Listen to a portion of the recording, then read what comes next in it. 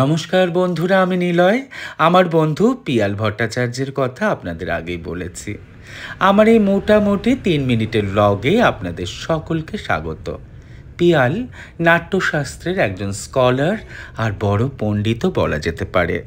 ওর workshop চলছে আমার গুরু শ্রীমতী শর্মিলা বিশ্বাসের ডান্স স্কুলে, ওডিসি ভিশন অ্যান্ড মুভমেন্ট সেন্টার, যেটা লেক গার্ডেন্সে আমার বাড়ি থেকে একদম ঢিল ছোড়া ডিস্টেন্সে, তাই রিক্সা নিয়ে চলে গেছিলাম।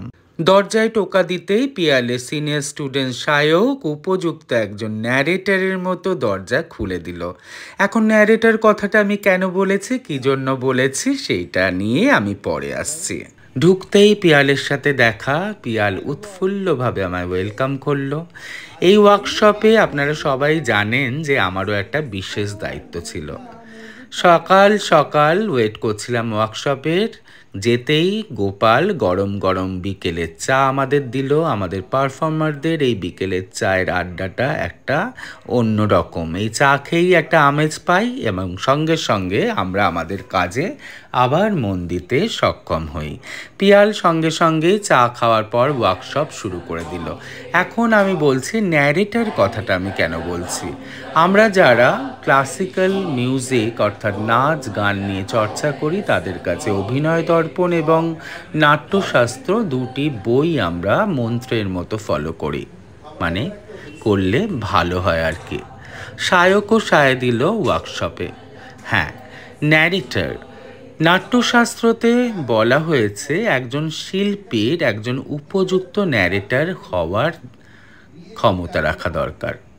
একটা আঙ্গিকম, মানে যেইটা শিল্পী বা পারফর্মার শরীর দিয়ে করছে, এবং যেটা বাচিক, যেটা আমরা বলছি, তার উপযুক্ত সংমিশ্রণেই একটা সাত্ত্বিক ভাব তৈরি হয়।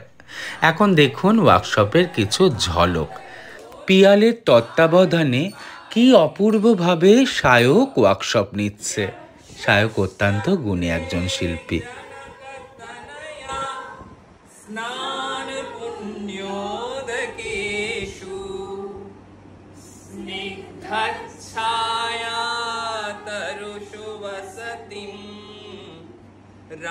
এখন বুঝতে পারছেন তো আঙ্গিকামের সাথে বাচিকাম মিলে কি সুন্দর একটা সাত্ত্বিক ভাব তৈরি হলো, যেটা অডিয়েন্স এবং পারফর্মারদের মধ্যে সুন্দর একটা মিল বন্ধন ঘটায়। বলে রাখি, আগেকার দিনে অডিয়েন্সরাও কিন্তু নাট্যশাস্ত্র পড়ে আসতেন, যাতে পারফর্মার কি বলছে সেটা পরিষ্কার বুঝতে পারে। শেষে শর্মিলাদির সাথে এই প্রিয় ছবিটা আপনাদের দিলাম। আপনারা খুব ভালো থাকবেন।